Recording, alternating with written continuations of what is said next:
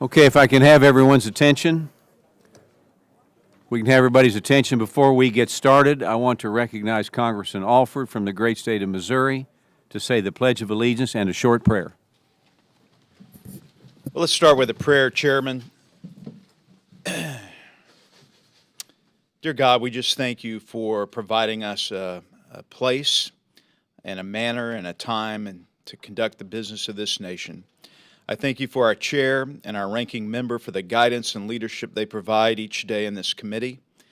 God, thank you for the members here. Bless us.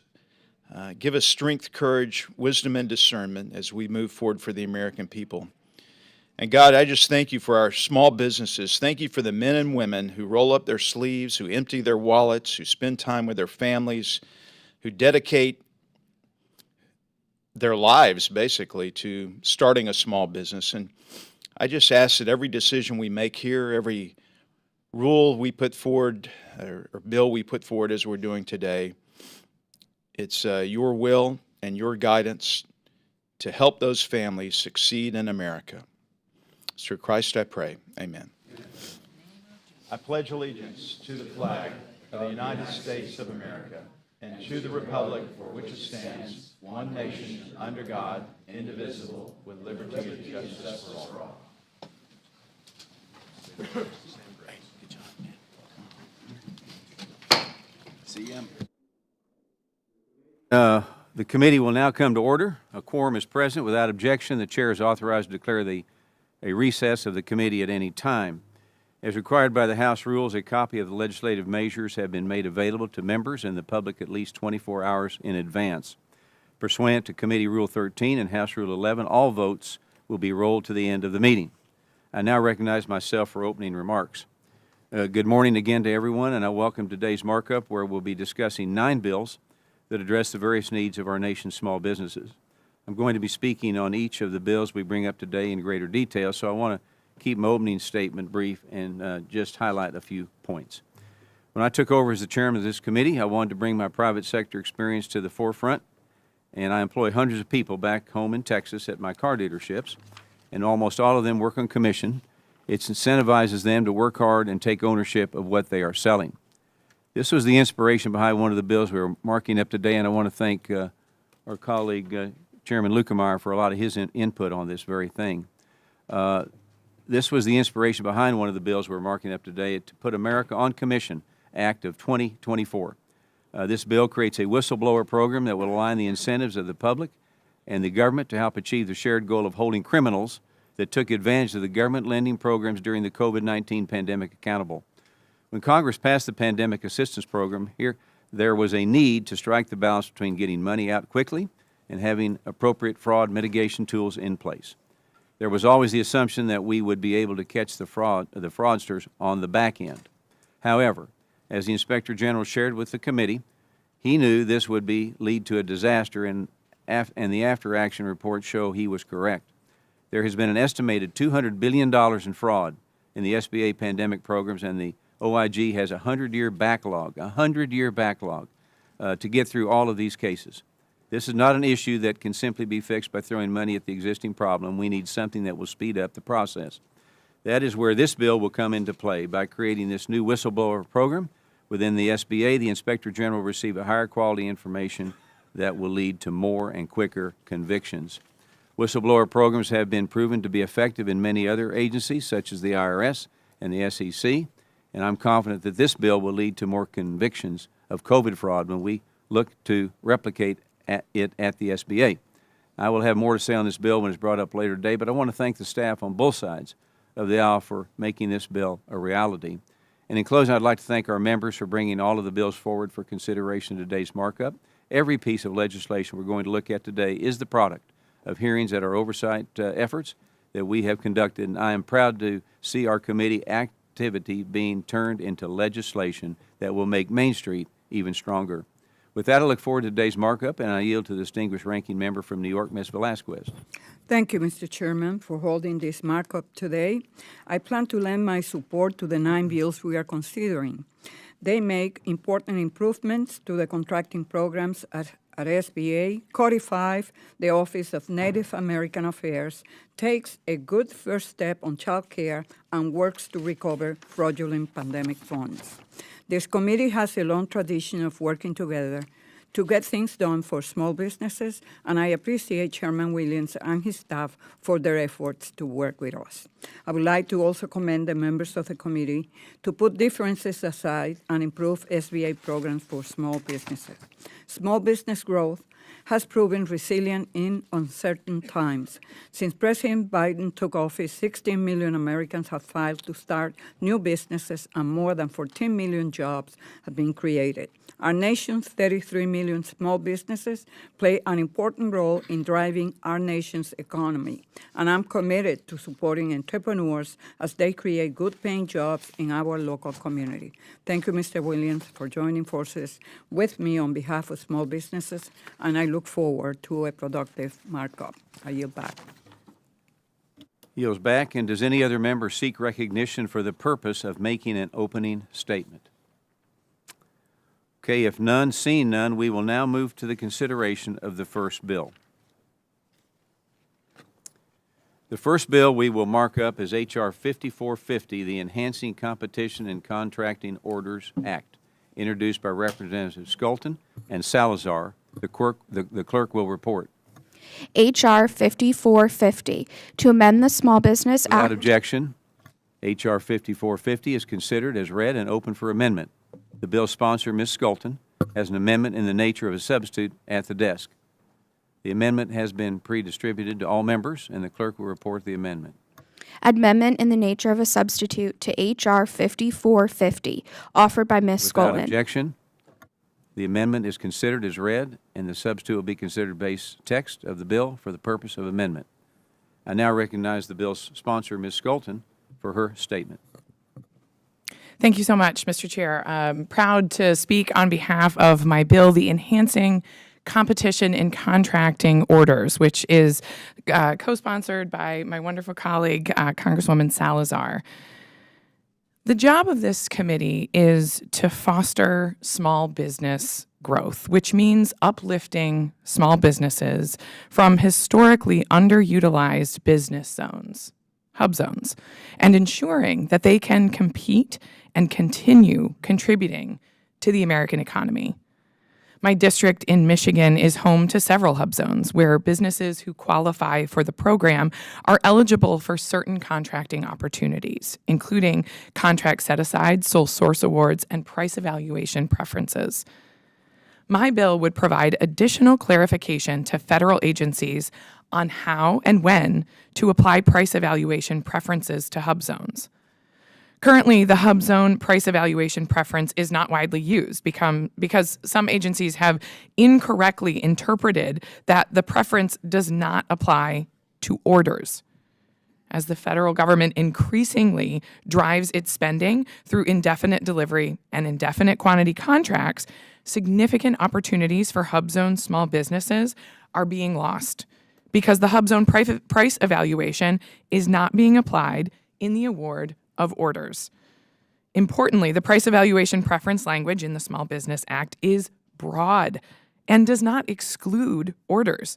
It states, in fact, that in any case in which a contract is to be awarded on the basis of a full and open competition, the price offered by a qualified hub zone small business concern shall be deemed as lower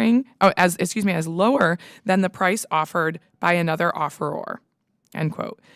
The only exception in the Small Business Act for the application of the hub zone price evaluation preference is for procurements of agricultural commodities. The fact that Congress explicitly provided one exception but did not provide an exception for orders indicates that Congress did not intend there to be an exception for orders. How could it? The price evaluation preference applies to orders because orders are contracts. Given the broad language in the statute and the fact that there is only one explicit exception and that orders are themselves contracts, the hub zone price evaluation preference should be applied as broadly as possible. And my bill, the Enhancing Competition for Contracting Orders, would do just that, leveling the playing field for all qualifying small businesses under the hub zone program. Many small businesses are unable to competitively bid on large contracts on contracts against these larger companies, and this would make it more tenable to do so. The 10% price preference granted by the HubZone program has been game-changing for HubZone small businesses and their ability to participate in the contracting marketplace. This legislation would further clarify HubZone benefits and ensure even more businesses in West Michigan and across the country can compete for government contracts. I strongly urge members to vote yes on this important legislation. Thank you so much, Mr. Chair, and I yield back. Yields back, and I now recognize the bill's co-sponsor, Ms. Salazar, for a statement. Thank you, Mr. Chairman, and thank you very much for calling me your wonderful colleague. Very good. You see, this is the way we have to work in Congress, in a bipartisan fashion. And I think this is a fantastic bill because it's called enhancing competition in contracting orders. And basically what it does is that it cuts the pie, the big pie of a government contract, and gives big pieces to the small guy. And that's what I like. We have 250 hub zones in Florida, 22 in the city of Miami that I proudly represent. So that means that the big guys now need to share the pie with the small people. Those people that up to now have not been able to bid and become what we consider the American dream, which is to be a client of the federal government. What a fantastic bill. So thank you very much for co-sponsoring with me. And thank you, Mr. Chairman, for allowing me to speak. I am very, very excited that we're going to be able to bring the American dream down to the small business owners. I yield back. Yields back, and are there any other members who wish to be recognized for a statement on this bill? Okay, if there's I now recognize the gentlewoman, ranking member, Ms. Velasquez. Thank you, Mr. Chairman. I commend Ms. Colton and Ms. Salazar for their bipartisan work to bring H.R. 5450 before the committee today. When the government invests in small businesses, they in turn invest in their communities by creating jobs and buying local products. This is a driving force behind the HubZone program. Unfortunately, the program has not reached its full potential. In the more than 25 years since Congress created HubZones, the federal government has never achieved the 3% procurement goal. It is clear that efforts like the HubZone preference can work. This preference is now providing HubZones with a competitive advantage when bidding against larger companies. But the authority has not been properly interpreted, and it is therefore underutilized. This bill will clarify the original intent of Congress that the preference be applied to all contracts and specifically to task orders. Again, I appreciate the sponsors for prioritizing this bill and the HubZone program. I yield back, Mr. Chairman. Thank you, member yields back, and I now recognize myself to speak in support of this legislation. H.R. 5450, the Enhancing Competition in Contracting Orders Act, seeks to encourage business development and hiring in areas that are historically underutilized from a business perspective. This bill provides the needed certainty about price preference when the SBA HubZone firm is competing for task order contracts. HubZone firms have the ability to utilize this price preference tool for other government contracts. This allows them to compete against some of their larger counterparts. Unfortunately, there has been some confusion on if specific task orders are also able to utilize this price preference tool. This legislation looks to end unnecessary confusion for HubZone firms and make it clear that task orders do qualify for the same price preference as normal contracts. The legislation should increase the ability for small businesses to do business with the federal government, and I urge my colleagues to support H.R. 5450. Do any members seek recognition for the purpose of offering an amendment to the amendment in the nature of a substitute? Okay, if there's no further discussion, the question is now on the amendment in the nature of a substitute, H.R. 5450, offered by Ms. Skelton. All those in favor say aye. Aye. All those opposed say no. In the opinion of the Chair, the ayes have it. The amendment in the nature of a substitute, H.R. 5450, offered by Ms. Skelton, is agreed to.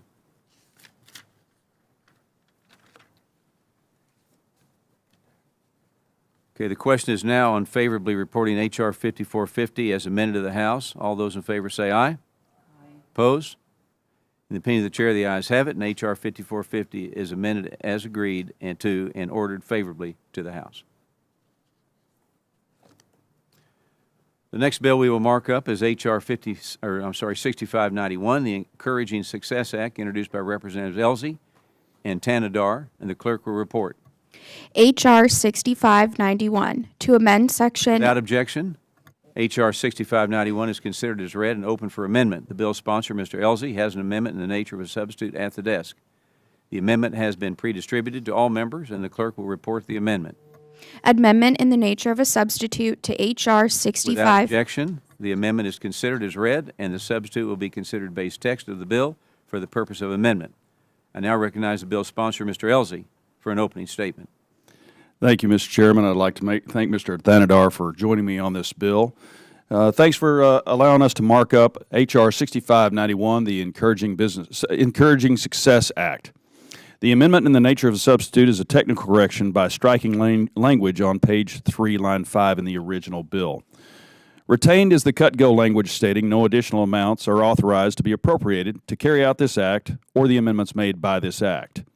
The Small Business Administration's 8A program was established in the 70s to help small businesses compete with large corporations for U.S. government contracts. A qualifying small business can only be a part of the program for up to 9 years. To initially qualify and remain in the 8A program, there's a cap as to the value of a small business's assets. Since the program's inception, the asset cap has only been raised twice and is currently capped at $6.5 million.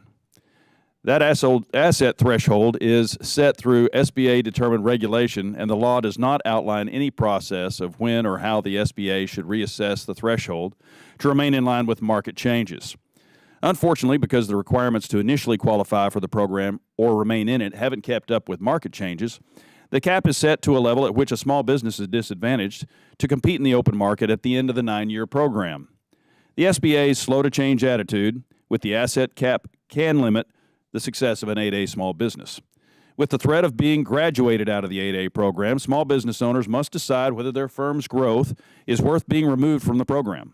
My bill, H.R. 6591, with the amendment, helps solve this situation and encourages success of small businesses by compelling the SBA administrator to review the qualification caps with greater frequency to ensure that small businesses participating in the 8A program are allowed to grow big enough to compete with larger companies once their participation in the program ends. This bill is needed because if an 8A participating small business surpasses the SBA-determined asset threshold, the small business will then be graduated or removed from the 8A program. This has literally killed many small businesses. Although the graduated small businesses would still complete existing contracts, they would not be able to compete for future 8A contracts while not having grown big enough to compete with the big companies. Mr. Chairman and members, by supporting this bill, you're supporting small businesses while ensuring they're not punished for their success. Mr. Chairman and members, I humbly request your support for H.R. 6591 as amended to send to the full House for consideration. Thank you, Chair Williams. I yield back. Yields back. Now, Mr. Tanadar, the bill's co-sponsor, is not here. Are there any other members who wish to be recognized for a statement on the bill? Mr. Chairman, Ranking member. Mr. Tanador is here. Oh, he just walked in. Huh? You're late but early.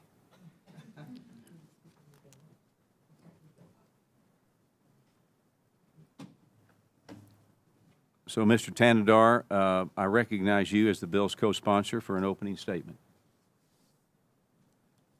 Getting his glasses.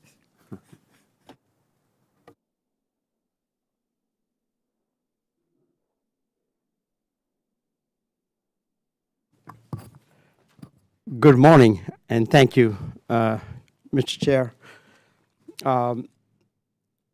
And also thank you, Representative LZ, for introducing this important bill. I am proud to strongly support this bill, as regular monitoring and assessment of thresholds for the 8A program will ensure that this invaluable program is helping those it is intended to. In my home state of Michigan, there were 217 million worth of 8A contracts in fiscal year 2022. making up almost 5% of Michigan's firms that received federal contracts in that year, according to the Small Business Administration. Fostering entrepreneurship is key goal. Empowering individuals to start their own businesses not only helps achieve their dreams, but also adds to the economic vibrancy of our nation. Entrepreneurs drive innovation and job creation. Minority entrepreneurs bring diverse perspectives and valuable skills to our local economy. However, they often face unique challenges when starting or growing their businesses, including continued discrimination and discriminatory barriers.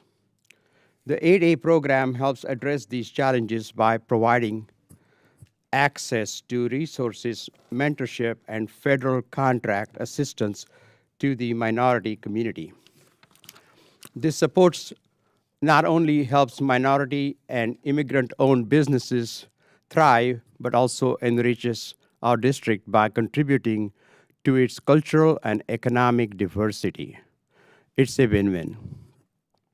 Federal contracts can significantly boost the growth and revenues of local businesses. Programs like the 8A program are essential for providing these opportunities. Small business owned by minorities and enhance diversity, encouraging the growth of small businesses owned by minorities and underrepresented groups not only promotes diversity, but also creates economic opportunities and growth for all members of our community. A diverse economy with thriving small business is more resilient. By fostering a diverse range of small businesses, we ensure that our economy can weather economic challenges more effectively. A resilient economy benefits everyone in our district.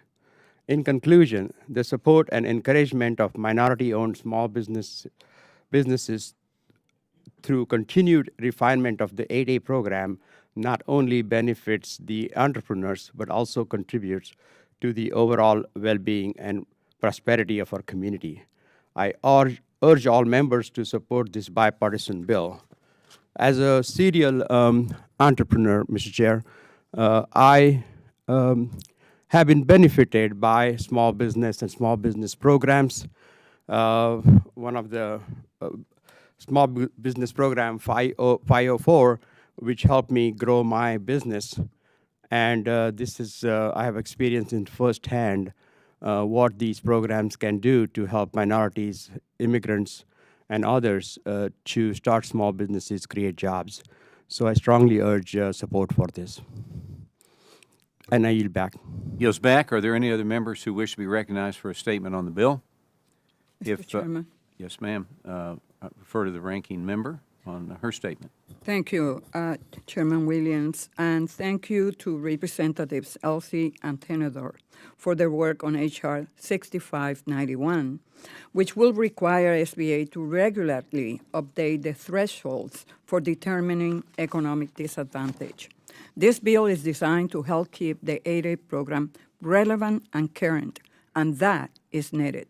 Last week, for only the second time, the SBA released small business federal contracting data disaggregated by race.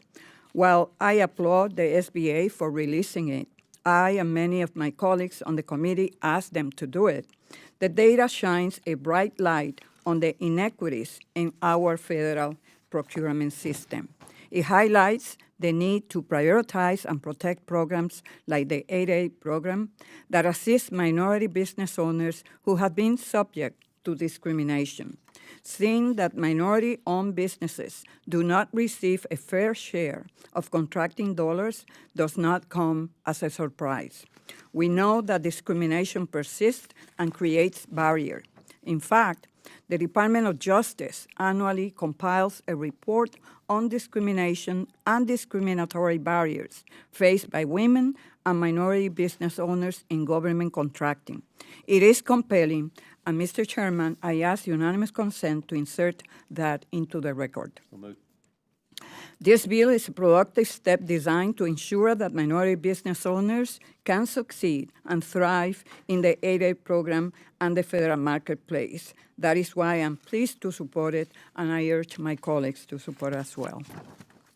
Yields back. Thank you. I now recognize myself to speak in support of this legislation. H.R. 6591, the Encouraging Success Act, requires the SBA to reassess the 8A Business Development Program asset threshold every 4 years.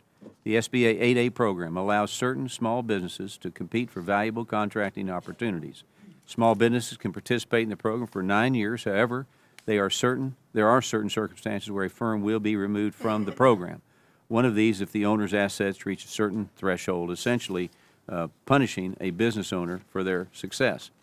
The goal of this program is to ensure small businesses are not crowded out from the competing for government contracts. With the prices of everything rising in the past few years, we should ensure that the SBA is appropriately tailoring this program to true small businesses. The Encouraging Success Act will ensure that this threshold matches current market realities by requiring the SBA to reevaluate it every few years. I encourage all my colleagues to support H.R. 6591. Do any members seek recognition for the purpose of offering an amendment to the amendment in the nature of a substitute? Okay, if no, there is no further discussion. The question is now on the amendment in the nature of a substitute to H.R. 6591 offered by Mr. Elzey. All those in favor say aye. Aye. All those opposed say no. In the opinion of the chair, the ayes have it. The amendment in the nature of a substitute to H.R. 6591 offered by Mr. Elzey is agreed to. The question is now in favorably reporting H.R. 6591 as amended to the House. All those in favor say aye. Aye. Mr. Chairman, Yes. request a recorded vote. Okay, recorded vote is requested. And pursuant to Rule 13 and House Rule 11, further proceedings on the bill are postponed.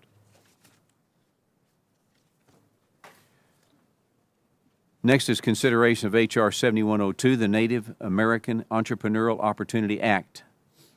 The next bill we will mark up is H.R. 7102, the Native American Entrepreneurial Opportunity Act, introduced by Representatives Davids and Crane. I now recognize the bill's sponsor, Ms. Davids, for an opening statement. Thank you, Chairman Williams and Ranking Member Velasquez. Look, it's no secret that our nation's entrepreneurs face challenges in starting and operating their small businesses.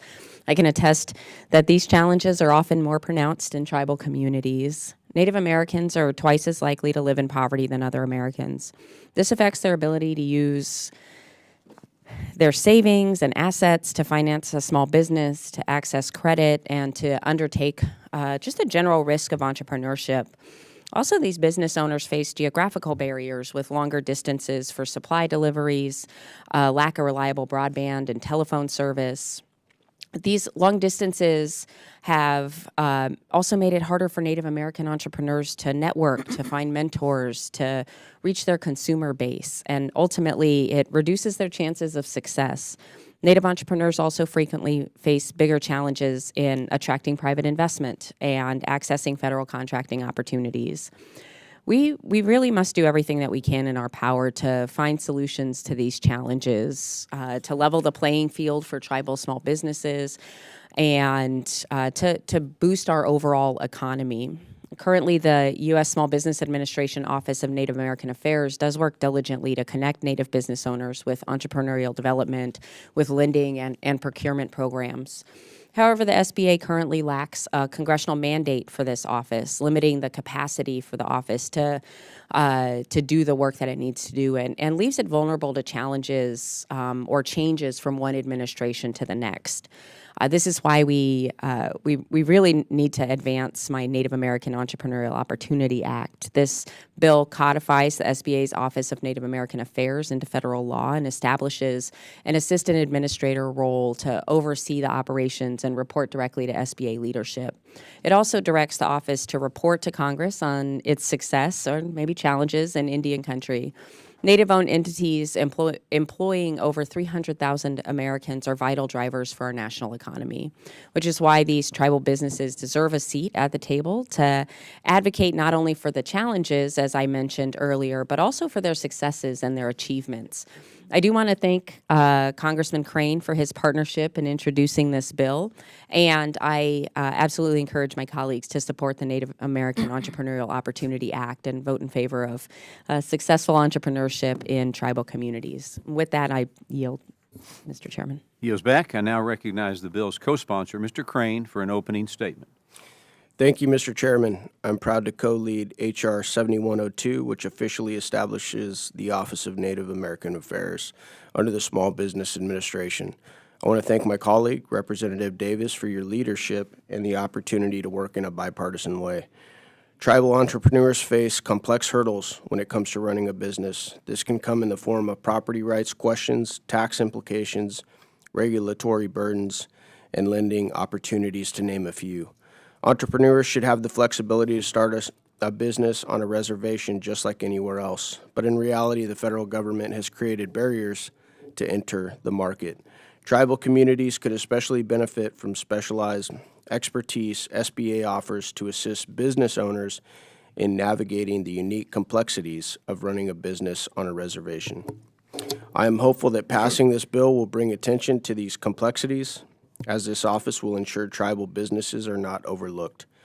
Starting a dialogue with our tribal small business owners who may be unaware that this office even exists could spur economic development that supports our entire nation's economic growth and prosperity, which protects freedom for all.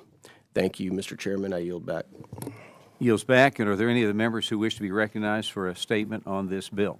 Yes, Mr. Chairman. Refer to the ranking member. Thank you, Mr. Chairman. I strongly support the Native American Entrepreneurial Development Opportunity Act. Let me begin by commending Ms. Davis for her leadership on efforts to codify the Office of Native American Affairs at the Small Business Administration. The office has been a valuable resource for American Indians, Alaska Natives, and Native Hawaiians seeking to launch and grow their small businesses. Codifying the office will ensure that tribal small businesses will have access to SBA's full range of business development tools, regardless of the administration. Importantly, the legislation requires the assistant administrator report directly to the administrator, ensuring the voices of the tribal communities will be heard at the SBA. Native American-owned businesses are economic engines, contributing over $33 billion to the U.S. economy every year and employing 200,000 people in their communities. Statutorily authorizing the Office of Native American Affairs as SBA will increase access to federal programs and services that support Native American entrepreneurs across the country and promote economic development. I would also like to thank Mr. Crane for co-leading this bill with Ms. Davis. I urge members to support the bill, and I yield back. Mr. Chairman, thank you. Yields back, and I now recognize myself to speak in support of this legislation. H.R. 7102, the Native American Entrepreneurial Opportunity Act, establishes the Office of Native American Affairs within the Small Business Administration. The SBA Office of Native American Affairs has been providing services like counseling, training, and tribal consultations for many years. However, the office has not been codified into law. This bill will codify this office and provide Congress with better oversight and performance metrics that could be tracked. This will require the office to provide a report on the services this office provides to ensure that this office is performing their task appropriately. I want to thank my colleagues for introducing this bill and urge my colleagues to support H.R. 7102. If there's no further discussion, the committee now moves to consideration of H.R. 7102. The clerk will report. H.R. 7102, to establish the Without office. objection, the first reading of the bill is dispensed, and without objection, the bill is considered as read and open for amendment. Do any members seek recognition for the purpose of offering an amendment? If no, seeing none, the question is now on adoption of H.R. 7102 and favorably reporting it to the House. All those in favor say aye. All those Mr. opposed Chairman. say no. Mr. Chairman, I call for a recorded vote. All right. A recorded vote has been requested, and a roll call vote is ordered pursuant to Committee Rule 13 and House Rule 11. Further proceedings on the bill are postponed. The next bill we will mark up is H.R. 7103, the Agency Accountability Act of 2024, introduced by Representatives Stauber and McGarvey. I now recognize the bill's sponsor, Mr. Stauber, for an opening statement. Thank you, Mr. Chairman. I rise today to speak in favor of my bill, H.R. 7103, the Agency Accountability Act of 2024. It is well known that endless bureaucracy and red tape crushes small businesses. Yet, since President Biden took office, over 700 regulations have been added to the Federal Register, costing nearly $440 billion and adding more than 236 million paperwork hours. It is clear that Main Street America is not a priority of this administration. If the Biden administration insists on burdening small businesses with such an overregulated landscape, the very least they could do is ensure that small businesses have every opportunity to contract with the largest purchaser of goods and services in the world, the federal government. Right now, federal agencies set goals for awarding contracts to small businesses, but meeting those goals is often treated like a suggestion and not a requirement. The result, too many agencies fall short, leaving billions of dollars in contracts off the reach of American dreamers. My bill, the Agency Accountability Act, changes the game. It shines a spotlight on agency performance by requiring public testimony for failures. Agency heads will answer directly to Congress for missing goals, explaining why they haven't prioritized small businesses and what they'll do to fix it. This isn't just about finger pointing. It is about finding solutions. Public scrutiny paired with mandated reporting on scorecard performance will expose systemic roadblocks and identify best practices. Our small businesses are more than just economic engines. They're the embodiment of the American spirit, equipped with creativity, resilience, and a fierce determination to succeed. This bill gives them a fighting chance, a seat at the table, and the opportunity to prove themselves on the national stage. I urge my colleagues to support this important legislation as it will help ensure the federal government is doing everything it can to support small businesses in America. Mr. Chair, I yield back. Yields back, and I now recognize the bill's co-sponsor, Mr. McGarvey, for an opening statement. Thank you, Mr. Chairman, and thank you, Representative Stauber. Each week we sit on this committee and we discuss how we can help ensure the federal government actually supports our small businesses, the small business growth and entrepreneurship in this country. This bill will do exactly that. It's going to bring the federal government one step closer to meeting its small business contracting goals. We can't just walk the walk, we have to talk the talk too. And that's why I'm proud to join Representative Stauber as a proud sponsor of H.R. 7103, the Agency Accountability Act, and I'm grateful it was included in today's markup. The bill would require the head of the Office of Small and Disadvantaged Business Utilization of any federal agency that does not receive an A grade on the SBA scorecard, or whose agency does not meet two or more of the subcategory goals to hit their quota of contracts awarded to small business recipients, to testify before the House and Senate Small Business Committees. We can hold failing agencies accountable, and we can ensure that small businesses everywhere have the opportunity to compete for and win federal contracts that should be going to small enterprises. I urge my colleagues to support the bill and look forward to its passage today. I yield back. Yields back. Are there any other members who wish to be recognized for a statement on the bill? Yes, Mr. Chairman. Recognize the ranking member. Thank you, Mr. Chairman, and to Representative Stauber and Mr. McGarvey for their bipartisan work on H.R. 7103. I believe that most agency officials are making good faith efforts to ensure that small businesses are able to participate and maximize opportunities in the federal marketplace. The goals are only goals, though, and agencies are not penalized if they do not meet them. The way we encourage agencies to meet their goal is to name and shame them when they don't. Requiring testimony is an additional way to do that, and to use our leverage and congressional oversight tools to hold their feet to the fire. I'm particularly pleased to see that this bill includes agencies that have not received an A on the scorecard, but also agencies that have not met two or more of their subcategory goals. Each of the categories, including and especially the HUB Zone and WOSB programs, continue to need additional focus, and this is a helpful step in that direction. I'm pleased to support it, and I urge my colleagues to do as well. I yield back. Yields back, and I now recognize myself to speak in support of this legislation. H.R. 7103, the Agency Accountability Act, brings accountability to agencies who fail to meet their goals by bringing them in front of Congress to answer to the American people. Government agencies are required to meet a goal of spending a certain amount of their contracting dollars with small businesses. Unfortunately, these goals are not always met, and specifically certain small businesses like those that are service disabled veteran-owned are commonly left out. To evaluate how agencies are meeting these goals, the SBA produces a scorecard, which shows a vital information on awards made to small businesses by each agency. Each agency is given a letter grade in the SBA scorecard. This legislation will require those agencies that do not receive an A on their scorecard to be brought before Congress. I urge all my colleagues to support H.R. 7103 so that we can finally hold the government accountable for failing to meet its commitment to small businesses. If there's no further discussion, the committee now moves to consideration of H.R. 7103. The clerk will report. H.R. 7103, to amend the Without small business. objection, the first reading of the bill is dispensed. With and without objection, the bill is considered as read and open for amendment. Do any members seek recognition for the purpose of offering an amendment? Seeing none, the question is now on the adoption of H.R. 7103 and favorably reporting it to the House. All those in favor say aye. Aye. All those opposed say no. In the opinion of the chair, the ayes have it. Mr. Chair, Yes, sir. request a recorded vote. The recorded vote has been requested, and a roll call vote is ordered. Pursuant to Committee Rule 13 and House Rule 11, further proceedings on the bill are postponed.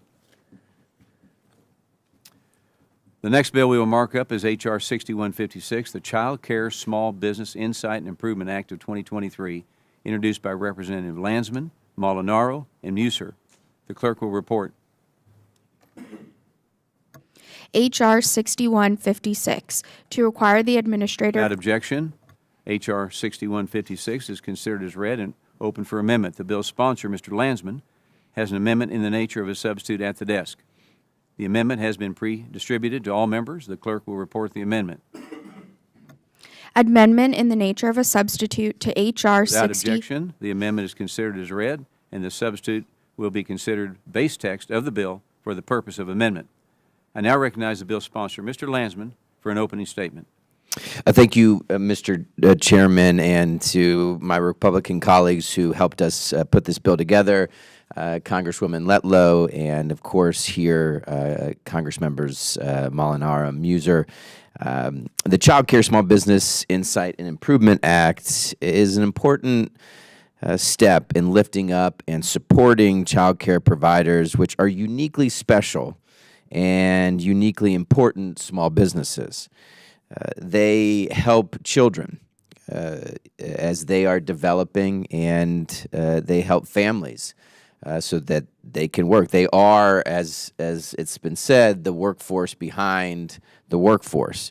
They are essential to our economy, and many, if not most, of our child care providers are, in fact, small businesses. We think about them sometimes as nonprofits, and there are many that are, in fact, nonprofits, and many that are part of larger companies or bigger businesses. But the fact is, most are small businesses. But the SBA was not really built for these small businesses.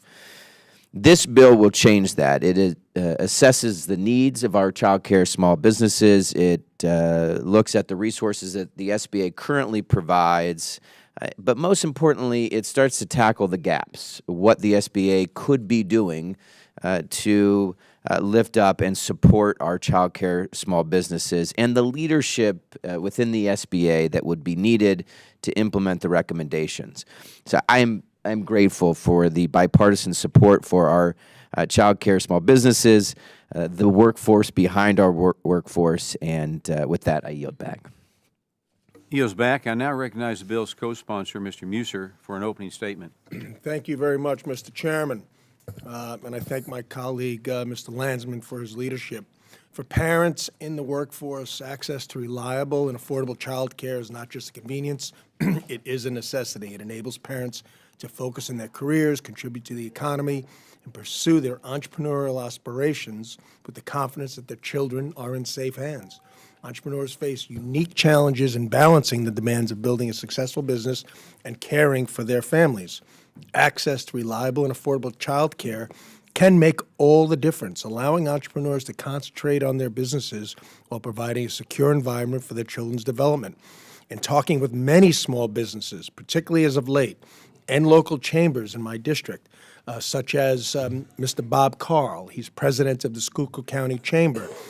They've emphasized the importance and prioritized the importance of access to reliable child care for our small business owners and local economy. This legislation recognizes the significant role for-profit child care providers play in supporting working parents. By directing the SBA to conduct a thorough study of the needs and challenges faced by these businesses, this legislation will help this committee and the SBA understand how to appropriately assist in increasing the overall availability and affordability of child care, benefiting both small business child care providers as well as the businesses and entrepreneurs. So I do thank my colleague again, Mr. Landsman. I thank my colleague, Mr. Molinaro, for his leadership on this legislation. I urge my colleagues to support its passage and look forward to its consideration on the floor. Mr. Chairman, I yield back. Gentleman yields back. I now recognize the bill's co-sponsor, Mr. Molinaro, for an opening statement. Thank you, Mr. Chairman. Certainly appreciate it, and I'm grateful to my colleague, Mr. Landsman. This bipartisan legislation seeks to address a significant challenge for certainly many families across America. Quality and affordable child care is as much about providing assistance to children as it is a part of developing young children. And so H.R. 6156, the Child Care Small Business Insight Improvement Act, is meant to address the need for affordable child care. The bill seeks to enhance the SBA's role in supporting for-profit child care providers while seeking to foster a greater understanding of the needs and challenges of small businesses. New York, as sadly in many cases, is either the top or the bottom when it comes to most expensive or least opportunity. New York is the third least affordable state for single parents, and we know in particular in upstate New York, we continue to face the challenge of accessibility to affordable and quality child care. We hear consistently not only from constituents but also constituent business owners about the lack of access to quality, affordable child care and how difficult it is, especially for families in rural communities like mine, to access child care. The Child Care Small Business Insight Improvement Act sets our child care providers up for long-term success and works to ensure that access to quality child care is not a workforce barrier for our growing communities. We've seen it consistently. Too many are locked out of the workforce simply because of lack of access to child care. And again, I reinforce that access to quality child care is as much about providing the opportunity for individuals to get to work and kids to have those social relationships, but quality child care is quality early child development, and all of that is critically important to growing the American economy and closing the gaps in places like upstate New York. And with that, again, I thank my colleagues, Mr. Landsman, Mr. Chairman, I thank you, and I encourage my colleagues' support of the bill, and I yield back. Yields back. Are there any other members who wish to be recognized for a statement on this bill? Yes, Mr. Chairman. Ranking member. Thank you, Mr. Chairman. Let me begin by thanking Mr. Landsman and Molinari, Mr. Muser. But let me also praise Mr. Landsman for his leadership on this important issue. Since being elected to Congress, he has made it his mission to make life better for children and families. And increasing access to quality child care is one way to accomplish that goal. Affordable, high-quality child care is essential to working families, small businesses, and our economy. A recent study found nearly two-thirds of parents of infants and toddlers face child care issues that affect their productivity at work, resulting in $78 billion in foregone earnings and job search expenses for families. It also means $23 billion in workforce shortages for employers and $21 billion in lower federal, state, and local tax revenues. Unfortunately, quality child care services has been in short supply, and the pandemic exacerbated the shortages within the industry. To make matters worse, the emergency funding provided in the American Rescue Plan for child care centers has ended. Put simply, we are in the midst of a crisis. In December, we heard testimony that the loss of funds is threatening the existence of more than a third of our nation's centers, and many providers have had to increase their fees. We must tackle this crisis head-on and provide families the support they need to enter and stay in the workforce. That is why I'm pleased to support the Child Care Business Insight and Improvement Act, which will make sure our nation's 600,000 child care businesses have the resources they need to thrive. Mr. Williams, I yield back. Ranking member yields back, and I now recognize myself to speak in support of the amendment in nature of a substitute to H.R. 6156, the Child Care Small Business Insight and Improvement Act of 2023. This legislation requires the SBA to examine the landscape of access to child care through a report that will assess the needs and challenges of for-profit child care providers, as well as potential gaps in federal support for child care small businesses. The report will include recommendations for the administrator on how to address the challenges uncovered in the study. This amendment preserves the intent of the original bill while removing the mandate to create new position to carry out the bill before the study is conducted. I commend my colleagues for supporting this legislation today while also maintaining fiscal responsibility. I urge my colleagues to vote yes on the amendment to H.R. 6156. Do any members seek recognition for the purpose of offering an amendment to the amendment in the nature of a substitute? If there is no further discussion, this question is now on the amendment in the nature of a substitute to H.R. 6156 offered by Mr. Landsman. All those in favor say aye. Aye. All those opposed say no. In the opinion of the Chair, the ayes have it. The amendment in nature of a substitute to H.R. 6156 offered by Mr. Landsman is agreed to. Mr. Chair. Yes, recognized. May I ask for a recorded vote? A recorded vote has been requested, and a roll call vote is ordered pursuant to Committee Rule 13 and House Rule 11. Further proceedings on the amendment are postponed. The question is now in favorably reporting H.R. 6156 as amended to the House. All those in favor say aye. Aye. All those opposed say no. In the opinion of the Chair, the ayes have it, and H.R. 6156. Mr. Chairman? Yes. I request a recorded vote. Okay. A recorded vote has been requested, and a roll call vote is ordered. Pursuant to Committee Rule 13 and House Rule 11, further proceedings on the bill are postponed. The next bill we will mark up is H.R. 7104, the National SBDC Advisory Board Improvement Act, introduced by Representatives Mann and Golden. I now recognize the bill's sponsor, Mr. Mann, for an opening statement. Thank you, Mr. Chairman. I rise to speak in support of H.R. 7104. In Kansas' big 1st Congressional District, more than 80% of employees in the district are employed by small business. There are 5 small business development centers, or SBDCs, in the district, and they operate in partnership with colleges or universities across the state. We have ones in Liberal, Dodge City, Hayes, Manhattan, and Lawrence. These SBDCs and those around the country offer beneficial resources to small businesses, support entrepreneurship, and drive economic development. Between rampant inflation, high interest rates, a disruptive supply chain, and burdensome federal regulation, our small businesses are struggling. SBDCs often offer the tools and resources that America's small business owners need to get their business off the ground and to keep it running. This legislation, the National SBDC Advisory Board Improvement Act, would require the National Small Business Development Center Advisory Board to provide an annual report to Congress recommending improvements to SBDC's outreach, technical assistance, and training for small businesses. The National SBDC Advisory Board should be a part of the solution to offer recommendations on how to keep those services and resources current and of the highest quality, especially in rural America. I appreciate Representative Golden joining me in this bipartisan legislation, and I encourage my colleagues to join me in voting yes to advance this legislation to the full House. Thank you, Mr. Chairman. I yield back. Chairman yields back. I now recognize the bill's co-sponsor, Mr. Golden, for an opening statement. Thank you, Mr. Chair, Madam Ranking Member. I want to thank Congressman Mann for bringing this bill forward and for asking me to go ahead and partner with him on this.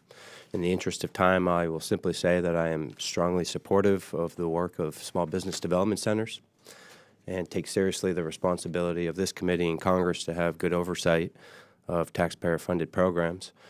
So I think this bill makes good sense. It's a common sense bill. It's a good bill, and I encourage the committee to support it. Thank you. Are there any other members who wish to be recognized for a statement on the bill? Yes, ma'am.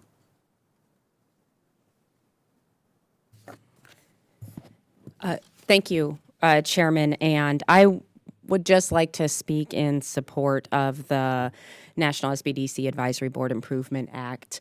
As Mr. Mann from the Big First in Kansas already stated, we have quite a bit of entrepreneurship going on in the state of Kansas.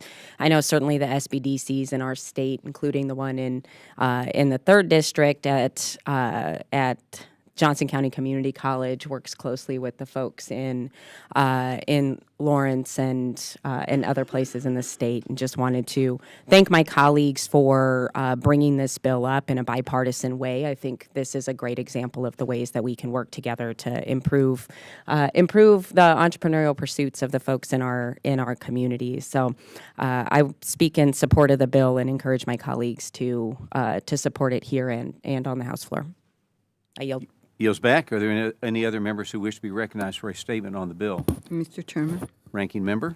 Thank you. I am pleased to support the legislation offered by Mr. Mann and Mr. Golden, which will require the Small Business Development Center Advisory Board to submit an annual report to Congress and the SBA on their activities, and also, and this is the part that is so important, to make recommendations to improve the program. I applaud Mr. Mann and Mr. Golden for their leadership on this issue, but I will be remiss if I did not mention the importance of reauthorizing the entrepreneurial development programs. It is imperative that this committee review these programs and make improvements to better meet the needs of today's small business owners. As the former chair of this committee, I made certain we reauthorize these bills in both the 116 and 117 Congresses. We worked together in a bipartisan manner, and all of the bills passed the House overwhelmingly. In closing, Mr. Chairman, I look forward to working together to mark up those reauthorization bills and appreciate your commitment to that effort. I support this bill, and I yield back my time. Gentlelady yields back. I now recognize myself to speak in support of the legislation. H.R. 7104, the National Small Business Development Center Advisory Board Improvement Act, ensures our nation's SBDCs function at the highest level possible. The National SBDC Advisory Board consists of educators, small business leaders, and industry experts to give advice on improvements to the SBDC program to the Associate Administrator. This bill elevates this important advisory board by providing an annual report to Congress on opportunities to improve services and the program as a whole. I want to thank my colleague from Kansas and my colleague from Maine for introducing this bill. I urge my colleagues to support H.R. 7104. If there's no further discussion, the committee now moves to consideration of H.R. 7104. The clerk will report. H.R. 7104, to require the Without objection, the first reading of the bill is dispensed with and without objection, the bill is considered as read and open for floor amendment. Do any members seek recognition for the purpose of offering an amendment? Seeing none, the question is now on adoption of H.R. 7104 and favorably reporting it to the House. All those in favor say aye. Aye. Opposed say no. In the opinion of the Chair, the ayes have it, and H.R. 7104 is agreed to. Mr. Chairman, I ask for a recorded vote. Request for a recorded vote has been requested, and a roll call vote is ordered pursuant to Committee Rule 13 and House Rule 11. Further proceedings on the bill are postponed. The next bill we will mark up is H.R. 7105, the WOSB Certification and Opportunity Expansion Act, introduced by Ranking Member Velasquez and Representative LaLota. I now recognize the bill's sponsor, Ranking Member Velasquez, for an opening statement. Thank you, Chairman Williams, and thank you, Representative LaLota, for co-sponsoring this bill. Our committee has regularly worked to strengthen the SBA small business contracting programs and to protect their integrity. Continuing this tradition, the WOSB Certification and Opportunity Expansion Act will move away from self-certification for the Women-Owned Small Business Program by requiring federal agencies to only count contracts awarded to certified WOSBs toward meeting their procurement goals. This will bring the WOSB certification process in line with certifications from the other 3 small business programs. And while it will strengthen the program, it is further intended to bolster its use. This administration has awarded a record amount of contracting dollars to women-owned small businesses, yet the top-line goal of 5% of contracting dollars to WOSBs remains unmet. Simply put, women-owned small businesses are not seeing the contracting opportunities that should accompany their level of participation in the federal market. This is not surprising when looking at the utilization of the contracting authorities for small business programs. According to CRS last analysis, the percentage set aside or sole sources to the other programs ranges from a low of 17% for hub zones to well over half, about 58%, for 8As. The veterans programs sees 44% of its dollars reserved exclusively for veterans. Of the spending now going to women-owned small businesses, only about 5% is moved through the contracting authority. Stakeholders point to confusion around WOSB specific requirements and processes. By moving more WOSB through the SBA certification contracting process, we are expecting that contracting officers will more confidently and more frequently set aside and sole source contracts to women-owned small businesses. I will close by highlighting 2 key points. First, we know this will take time and resources for SBA to implement.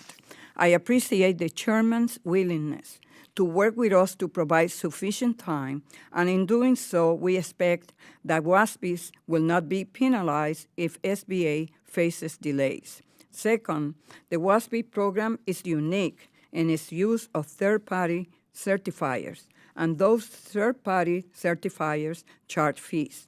We believe that existing and new processes laid out in the bill will ensure that no WOSB is required to pay for a certification. I intend to monitor both of these issues closely during implementation. Again, thank you, Mr. Williams. I urge members to support the bill, and I yield back. Lady yields back, and now recognize the bill's co-sponsor, Mr. La Lota, for an opening statement. Thank you, Chairman Williams. Thank you to Ranking Member Velasquez, a proud fellow New Yorker, for leading this effort with me. It's a good day when members of the same state delegation but from opposite sides of the aisle work together on an important issue that will not just benefit our state's small businesses, but America's small businesses. Our Women-Owned Small Business Certification and Opportunity Expansion Act will phase out self-certified women-owned small businesses from the government-wide procurement goals. In doing so, we'll achieve 2 main things: protect the integrity of the Women-Owned Small Business Program, and 2, prevent the abuse of federal small business contracting goals. While our federal government has a goal to spend at least 5% of its procurement dollars with women-owned small businesses, at present, this includes self-certified firms. The SBA Office of Inspector General has consistently pointed out that with small disadvantaged businesses, the ability to self-certify opens up the designation to risk. This holds true to the ability for self-certified women-owned small businesses as well. Meanwhile, women-owned small business owners in the SBA's Women-Owned Small Business Program go through a certification program to ensure that only women-owned firms enter. This aligns the Women-Owned Small Business Program with similar programs that no longer count self-certified firms in these goals. A similar provision phasing out self-certified service-disabled, veteran-owned small businesses from the procurement goals passed in the FY24 NDAA. I ask that my colleagues support and vote yes on the Women-Owned Small Business Certification and Opportunity Expansion Act. Mr. Chairman, I yield back. Gentleman yields back. Are there any other members who wish to be recognized for a statement on the bill? Seeing none, I now recognize myself to speak in support of H.R. 7105, the Women-Owned Small Business Opportunity and Expansion Act. This bill will remove self-certification from the government-wide women-owned small business procurement goals, and allowing anyone to self-certify their business status could lead to fraud and abuse. Women small business owners competing for critical government contracts deserve to know that their competition did not falsely self-certify their business status. I'm proud of the work already done to remove self-certification from the service-disabled veteran-owned small business program in the NDAA, and now it's time to do the same with the WOSB program to help ensure integrity across SBA programs. I urge my colleagues to join me in supporting H.R. 7105. If there is no further discussion, the committee now moves to consideration of H.R. 7105. The clerk will report. H.R. 7105 to establish Without objection, the first reading of the bill is dispensed with, and without objection, the bill is considered as read and open for amendment. Do any members seek recognition for the purpose of offering an amendment? Seeing none, the question is now on the adoption of H.R. 7105 and favorably reporting it to the House. All those in favor say aye. Aye. All those opposed say no. In the opinion of the Chair, the ayes have it, and H.R. 7105 is agreed to and ordered favorably to the House. Chairman, I request a recorded vote, please. A recorded vote has been requested, and a roll call vote is ordered pursuant to Committee Rule 13 and House Rule 11. Further proceedings on the bill are postponed. The next bill we will mark up is H.R. 7128, the WOSB Integrity Act of 2024, introduced by Representatives Malloy and Skelton. I now recognize the bill's sponsor, Ms. Malloy, for an opening statement. Thank you, Mr. Chairman. Thank you, Mr. Chairman. I'll be brief. We've already talked a fair amount about women-owned small businesses, or WOSBs. This bill seeks to close a loophole.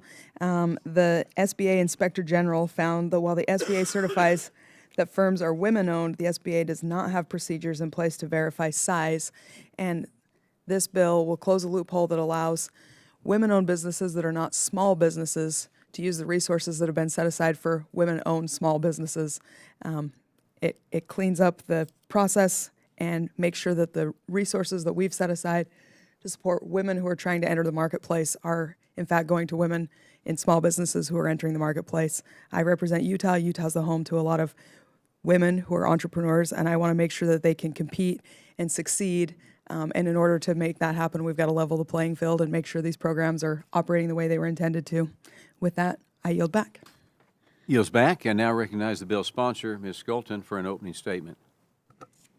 Yes, sir. Thank you so much. I am so proud to speak on behalf of this bill, the Women-Owned Small Business WOSB Integrity Act, which is co-sponsored, of course, by Congresswoman Malloy.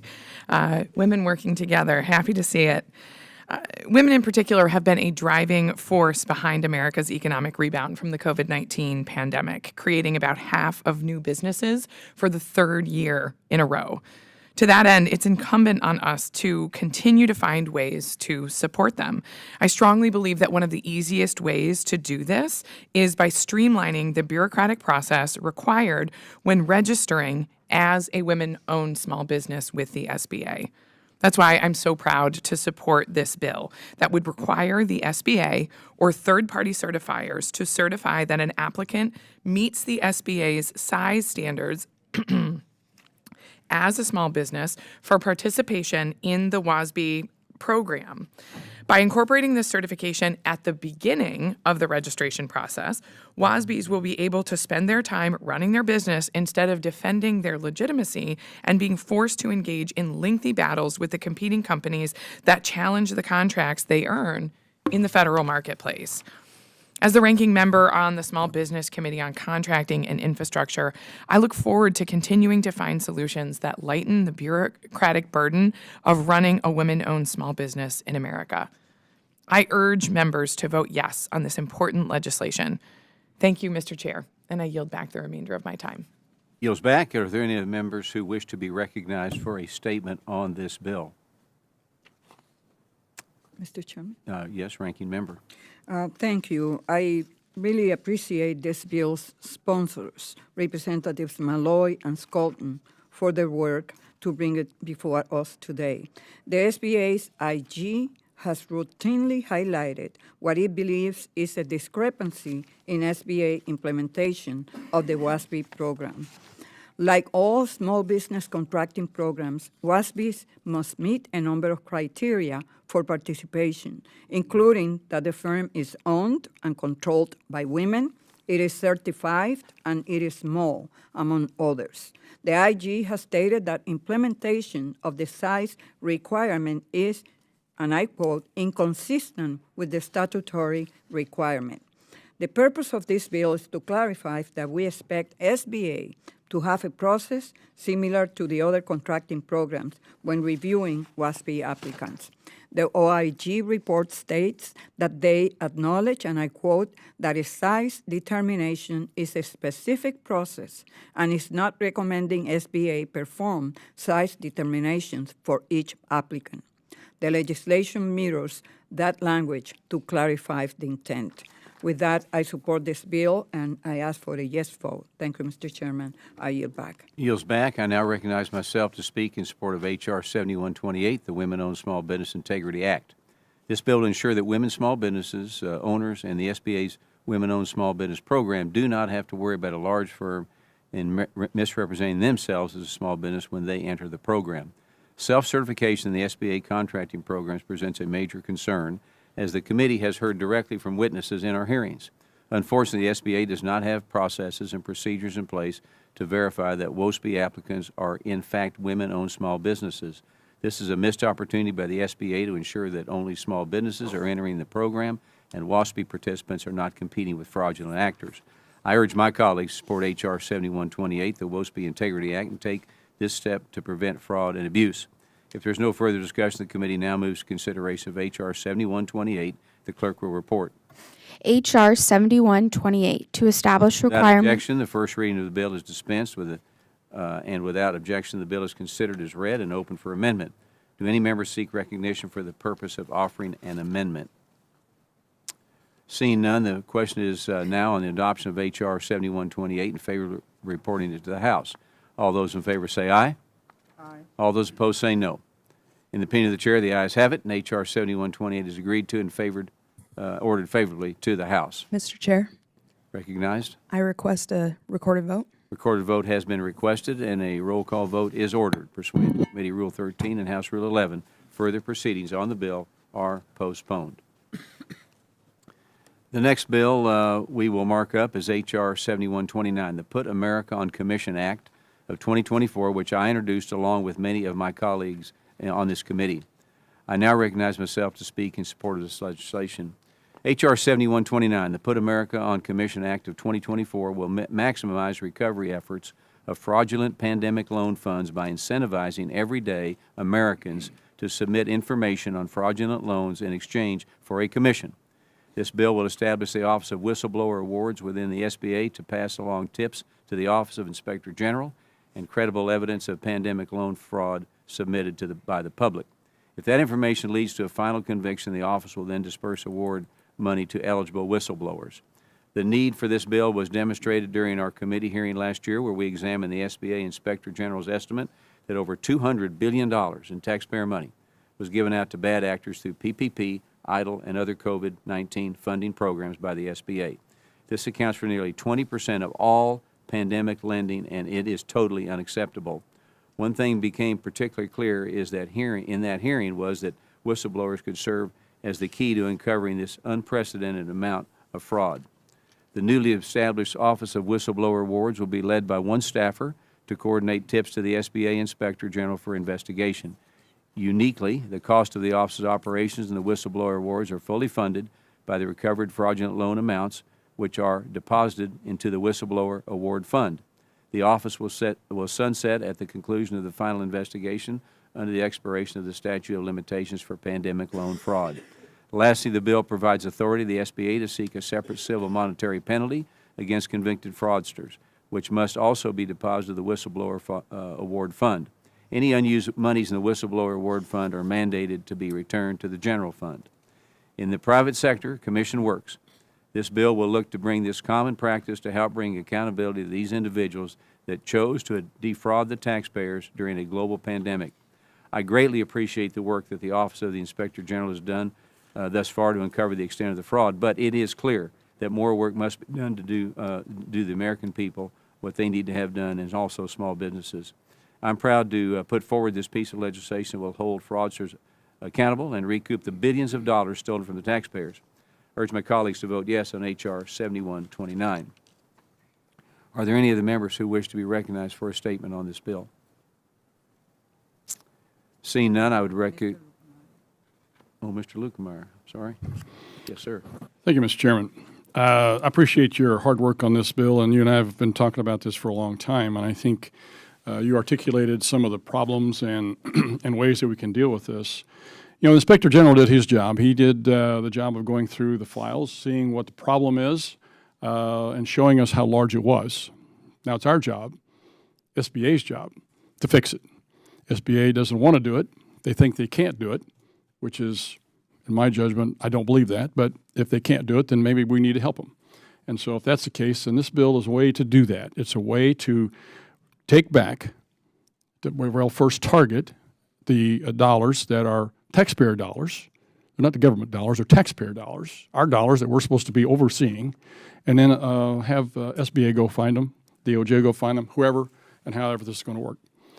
I think this is an extremely important piece of legislation, maybe the most important piece of legislation that comes out of this committee because of the total amount of money that you're talking about, number one.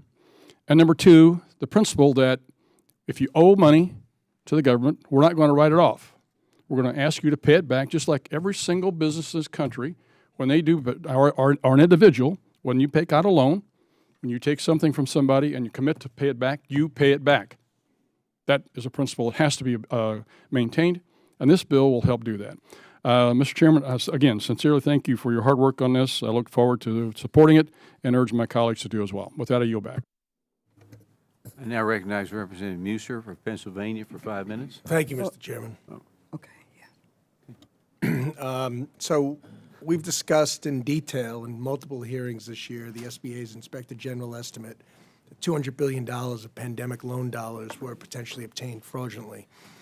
So this number includes 8% of PPP, 44% of VITAL loans. So by establishing an Office of Whistleblower Rewards within the SBA and putting America on commission, as you named the bill, and as the chairman likes to say, this legislation will incentivize Americans to come forward with tips on potential pandemic loan fraud. This office will be another tool at our disposal to fight to recover as much of the potential COVID fraud as possible. This committee will take seriously our role in overseeing the SBA's loan programs, especially the pandemic relief programs, and assure bad actors are pursued. So I thank Chairman Williams for his leadership. I urge my colleagues to support its passage and look forward to its swift consideration on the House floor. Mr. Chairman, thank you, and I yield back. Yields back. I would like to recognize the ranking member to speak on the bill. Thank you, Mr. Chairman. Throughout the 118th Congress, this committee has been primarily focused on recovering fraudulent pandemic loans.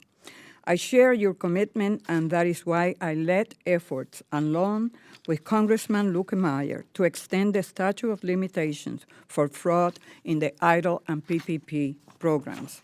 This bill, which became law, sent a strong message that unscrupulous behavior will not be tolerated and that those who commit fraud will be held accountable in the years to come. The estimates of potential fraud in SBA programs vary significantly, ranging from $26 billion to $200 billion. And while we may never know the exact number, there is no doubt that the vast majority of the fraud occurred in the first 9 months of the pandemic under the leadership of former President Trump. We also know with certainty that the Biden administration, led by Administrator Guzman at SBA, took a number of steps to curtail the fraud, including reinstituting long-standing controls, establishing a fraud risk management board, and creating a special counsel for enterprise risk. The IG has attested to that in our committee, and he reported that the oversight work has provided an exponential return on investment, 1,300% on the dollar. Given the stellar return on the investment, the single most important action we can take to recover fraud is to fully fund the IG and our law enforcement community. I should note that the IG has more than 90,000 actionable leads that have been submitted to their hotline. The underlying issue is not necessarily a failure to identify fraud because the IG and DOJ have enough leads to stay active for decades. The issue is adequately funding the law enforcement community to investigate and prosecute potential fraud. With that said, I appreciate the efforts of the chairman to come up with a creative solution to help recover fraudulent funds, and I plan to support this bill. New spending will be needed to establish the office and hire staff because this type of investigations and prosecutions can take time, and the recoveries, unfortunately, will not flow immediately into account. I am committed to making sure that SBA and the IG have the resources they need to recover fraudulent funds. And I thank the chairman for working with me to bridge the differences on this bill. Thank you, and I yield back. Yields back. If there's no further discussion, the committee now moves to consideration of H.R. 7129. The clerk will report. H.R. 7129, to amend the Small Business Without Act. objection, the first reading of the bill is dispensed with, and without objection, the bill is considered as read and open for amendment. Do any members seek recognition for the purpose of offering an amendment? Seeing none, the question is now on the adoption of H.R. 7129 in favor of the reporting to the House. All those in favor say aye. Aye. Those opposed say no. In the opinion of the chair, the ayes have it, and H.R. 7129 is agreed to and ordered favorably to the House. Mr. Chairman, I request recorded vote. A recorded vote has been requested, and a roll call vote is ordered. Pursuant to Committee Rule 13 and House Rule 11, further proceedings on the bill are postponed. The committee now stands in recess subject to the call of the chair. We will resume at a later today at 11:45.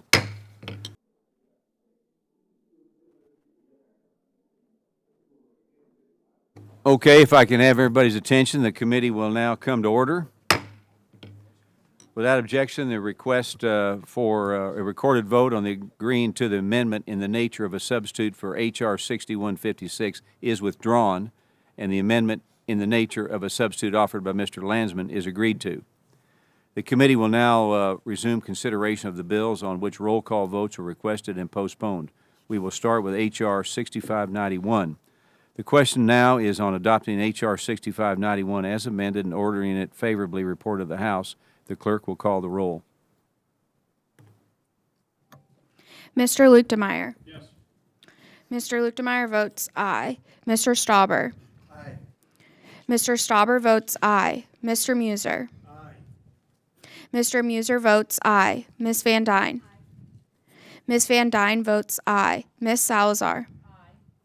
Ms. Salazar votes aye. Mr. Mann. Aye. Mr. Mann votes aye. Mr. Elzey. Aye. Mr. Elzey votes aye. Mr. Molinaro.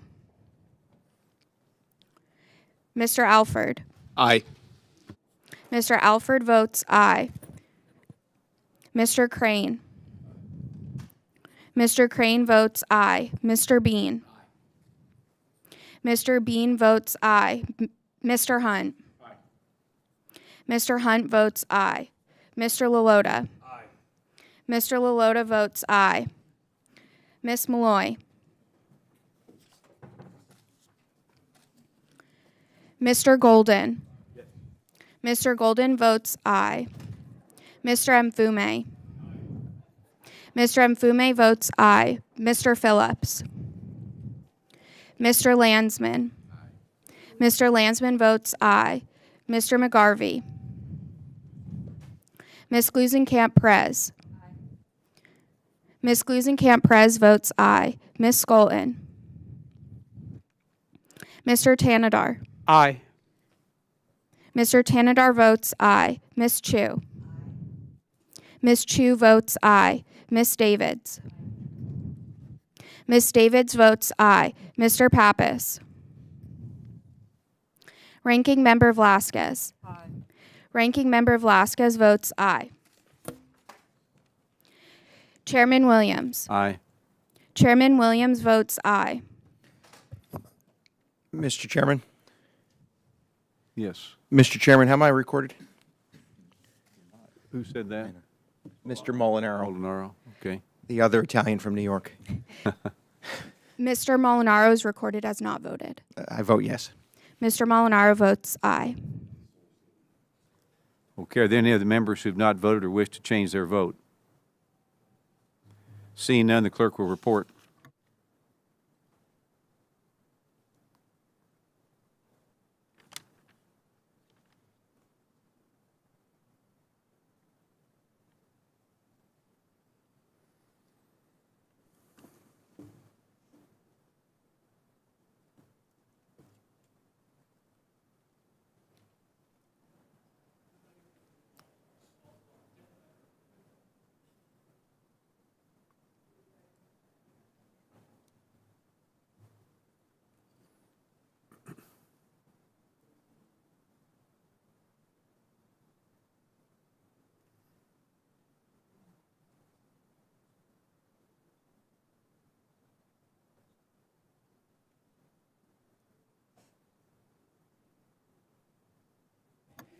Mr. Chairman, on that vote, 22 ayes, 0 nays, and 0 present.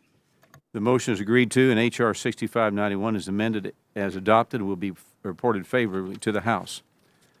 The question now is on adopting H.R. 7102 and ordering it favorably reported to the House. The clerk will call the roll.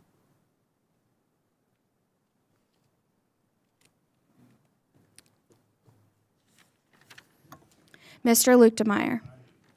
Mr. Luetkemeyer votes aye. Mr. Stauber. Mr. Stauber votes aye. Mr. Muser. Mr. Muser votes aye. Ms. Van Dyne. Ms. Van Dyne votes aye. Ms. Salazar. Ms. Salazar votes aye. Mr. Mann. Mr. Mann votes aye. Mr. Elzey. Mr. Elzey votes aye. Mr. Molinaro. Mr. Molinaro votes aye. Mr. Alford. Mr. Alford votes aye. Mr. Crane. Mr. Crane votes aye. Mr. Bean. Mr. Bean votes aye. Mr. Hunt. Mr. Hunt votes aye. Mr. Lalota. Mr. Lalota votes aye. Ms. Malloy.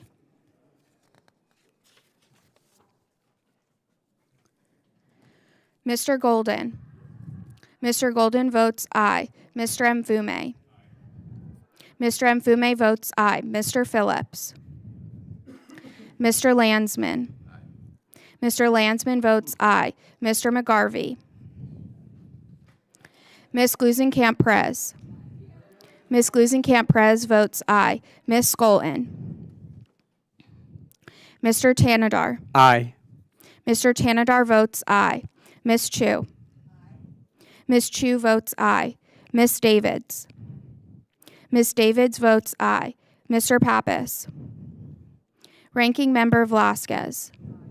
Ranking Member Velasquez votes aye. Chairman Williams. Chairman Williams votes aye.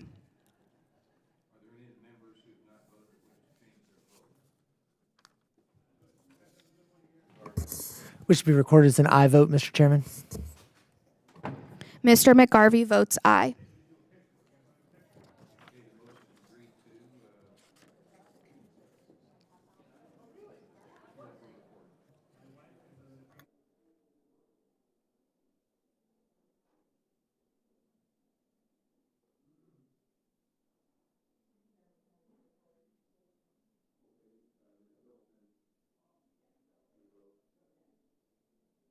Ms. Skolton votes aye.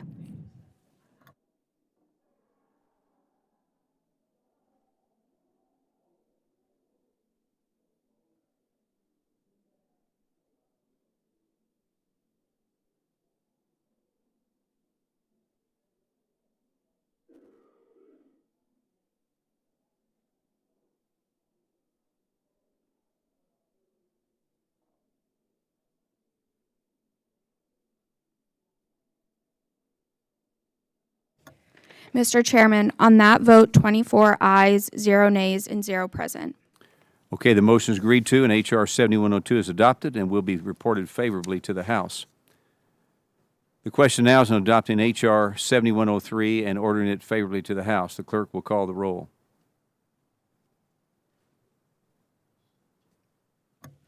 Mr. Luetkemeyer. Mr. Luetkemeyer votes aye. Mr. Stauber. Mr. Stauber votes aye. Mr. Muser. Mr. Muser votes aye. Ms. Van Dyne.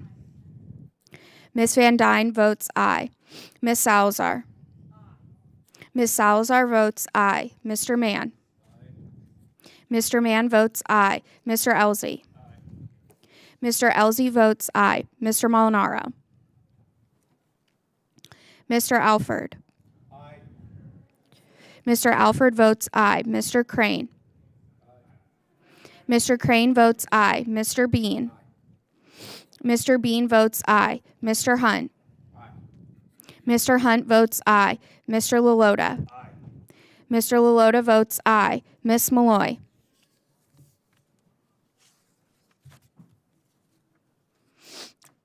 Mr. Golden.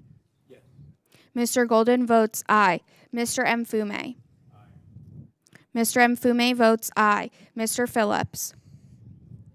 Mr. Landsman. Mr. Landsman votes aye. Mr. McGarvey. Mr. McGarvey votes aye. Ms. Glusenkamp-Perez. Ms. Glusenkamp-Perez votes aye. Ms. Skolton.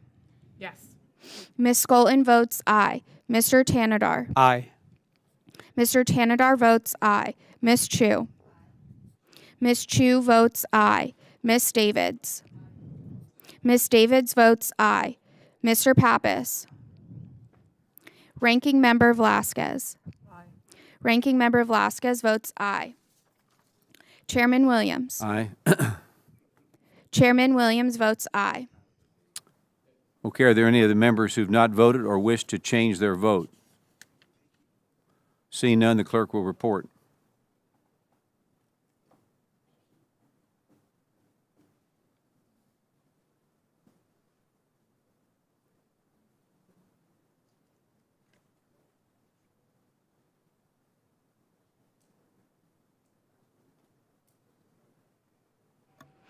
Mr. Chairman, on that vote, 23 ayes, 0 nays, and 0 present. Okay, the motion is agreed to, and H.R. 7103 is adopted and will be reported favorably to the House. The question now is on adopting H.R. 6156 as amended and ordering it favorably reported to the House. The clerk will call the roll.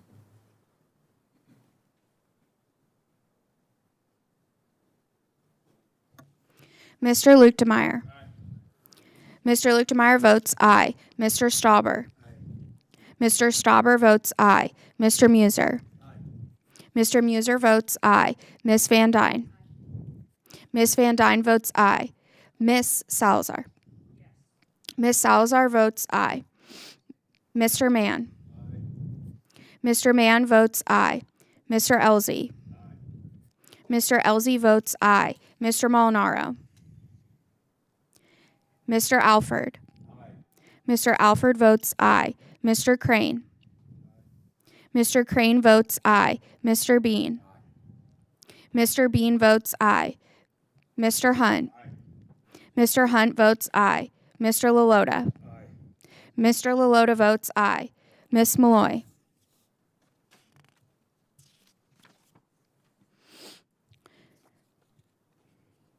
Mr. Golden. Mr. Golden votes aye. Mr. Mfume. Mr. Mfume votes aye. Mr. Phillips. Mr. Landsman. Mr. Landsman votes aye. Mr. McGarvey.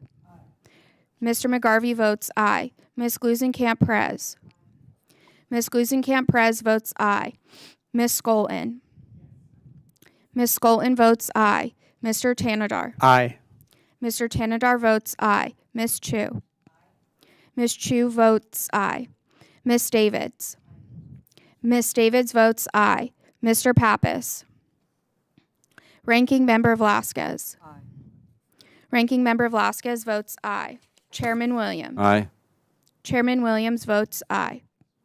Okay, are there any of the members who have not voted or wish to change their vote? Seeing none, the clerk will report.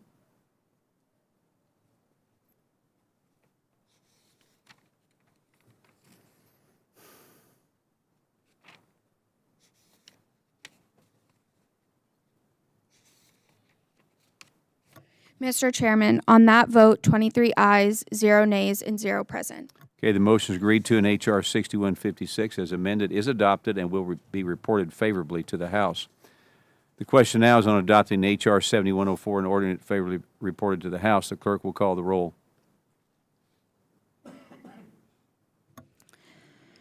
Mr. Luetkemeyer. Mr. Luetkemeyer votes aye. Mr. Stauber. Mr. Stauber votes aye. Mr. Muser. Mr. Muser votes aye. Ms. Van Dyne.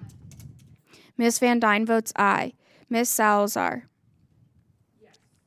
Ms. Salazar votes aye. Mr. Mann. Mr. Mann votes aye. Mr. Elzey. Mr. Elzey votes aye. Mr. Molinaro. Mr. Alford. Mr. Alford votes aye. Mr. Crane. Mr. Crane votes aye. Mr. Bean. Mr. Bean votes aye. Mr. Hunt. Mr. Hunt votes aye. Mr. Lalota. Mr. Lalota votes aye. Ms. Malloy. Mr. Golden. Mr. Golden votes aye. Mr. Mfume. Mr. Mfume votes aye. Mr. Phillips. Mr. Landsman. Mr. Landsman votes aye. Mr. McGarvey. Mr. McGarvey votes aye. Ms. Glusenkamp-Perez. Ms. Glusenkamp-Perez votes aye. Ms. Skolton. Ms. Skolton votes aye. Mr. Tanadar. Aye. Mr. Tanadar votes aye. Ms. Chu. Ms. Chu votes aye. Ms. Davids. Ms. Davids votes aye. Mr. Pappas. Ranking Member Velasquez. Aye. Ranking Member Velasquez votes aye. Chairman Williams. Aye. Chairman Williams votes aye. Are there any other members who have not voted or wish to change their vote? Clerk will report.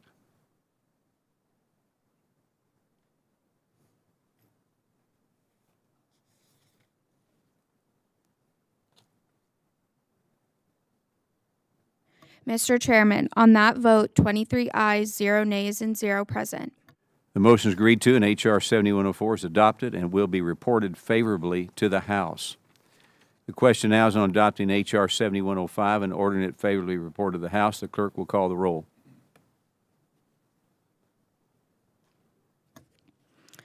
Mr. Luetkemeyer. Mr. Luetkemeyer votes aye. Mr. Stauber. Mr. Stauber votes aye. Mr. Muser. Mr. Muser votes aye. Ms. Van Dyne. Ms. Van Dyne votes aye. Ms. Salazar. Ms. Salazar votes aye. Mr. Mann. Mr. Mann votes aye. Mr. Elzey. Mr. Elzey votes aye. Mr. Molinaro. Mr. Alford. Mr. Alford votes aye. Mr. Crane. Mr. Crane votes aye. Mr. Bean. Mr. Bean votes aye.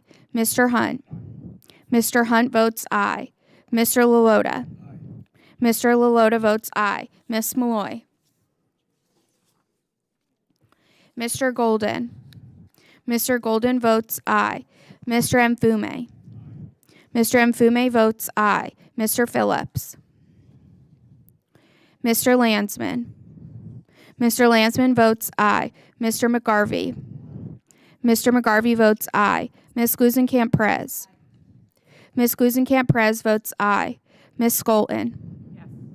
Ms. Skolton votes aye. Mr. Tanadar. Aye. Mr. Tanadar votes aye. Ms. Chu. Ms. Chu votes aye. Ms. Davids.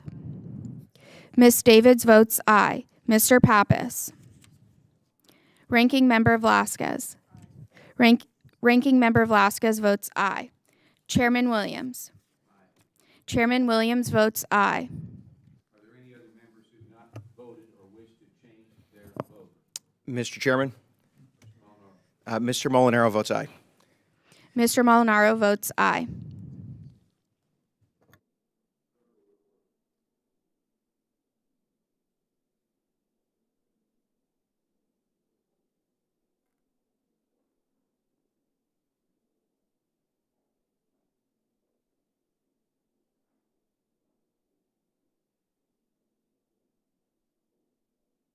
Mr. Chairman, on that vote, 24 ayes, 0 nays, and 0 present.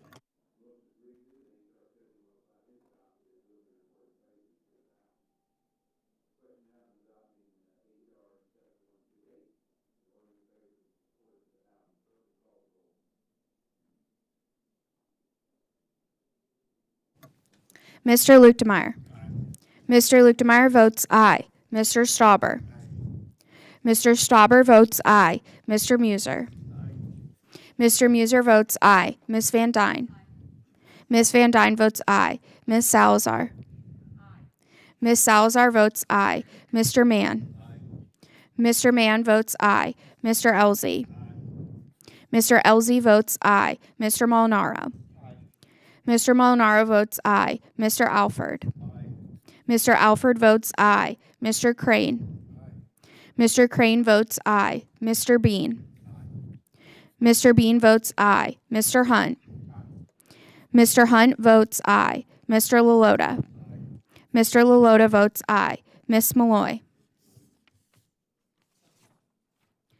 Mr. Golden. Mr. Golden votes aye. Mr. Mfume. Mr. Mfume votes aye. Mr. Phillips. Mr. Landsman. Mr. Landsman votes aye. Mr. McGarvey. Mr. McGarvey votes aye. Ms. Glusenkamp-Perez. Ms. Glusenkamp-Perez votes aye. Ms. Skolton. Yes. Ms. Skolton votes aye. Mr. Tanadar. Aye. Mr. Tanadar votes aye. Ms. Chu. Ms. Chu votes aye. Ms. Davids. Ms. Davids votes aye. Mr. Pappas. Ranking Member Velasquez. Can you repeat that? Ranking Member Velasquez votes aye. Chairman Williams. Chairman Williams votes aye. Are there any other members who have not voted or wish to change their vote? Clerk will report.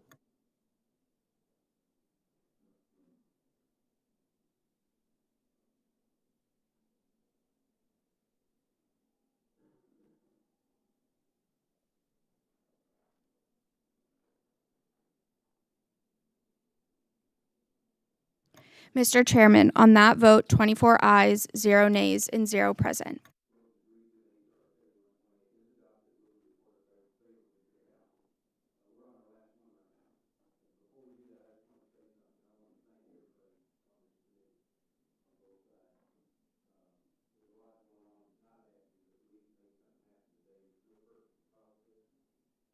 I think this is about as perfect as it's going to get right here for the people of this great country that we're doing things to help Main Street America. So with that being said, the question now is on adopting H.R. 7129 and ordering it favorably to the House. The clerk will call the roll. Mr. Lukemeyer. Mr. Lukemeyer votes aye. Mr. Stauber. Mr. Stauber votes aye. Mr. Muser. Mr. Muser votes aye. Ms. Van Dyne. Ms. Van Dyne votes aye. Ms. Salazar. Ms. Salazar votes aye. Mr. Mann. Mr. Mann votes aye. Mr. Elzey. Mr. Elzey votes aye. Mr. Molinaro. Mr. Molinaro votes aye. Mr. Alford. Mr. Alford votes aye. Mr. Crane. Mr. Crane votes aye. Mr. Bean. Mr. Bean votes aye. Mr. Hunt. Mr. Hunt votes aye. Mr. Lalota. Mr. Lalota votes aye. Miss Malloy.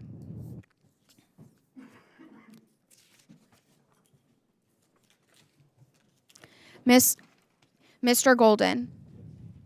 Mr. Golden votes aye. Mr. Mfume. Mr. Mfume votes aye. Mr. Phillips. Mr. Landsman. Mr. Landsman votes aye. Mr. McGarvey. Mr. McGarvey votes aye. Ms. Glusenkamp-Perez. Ms. Glusenkamp-Perez votes aye. Ms. Skolton. Ms. Skolton votes aye. Mr. Tanadar. Aye. Mr. Tanadar votes aye. Ms. Chu. Ms. Chu votes aye. Ms. Davids. Ms. Davids votes aye. Mr. Pappas. Ranking Member Velasquez. Ranking Member Velasquez votes aye. Chairman Williams. Chairman Williams votes aye.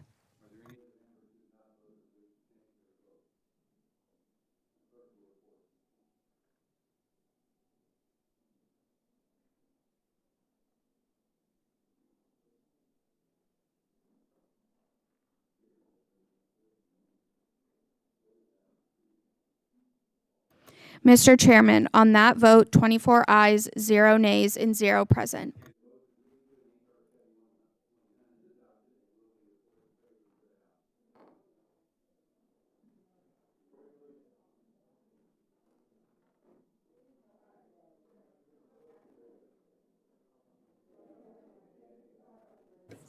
Let me also say, without objection, committee staff is authorized to make technically conforming changes, and members have 2 business days to file additional supplemental, dissenting, and minority views. Thanks for being here today. We did a good job. I'm proud of all of you. Thank you.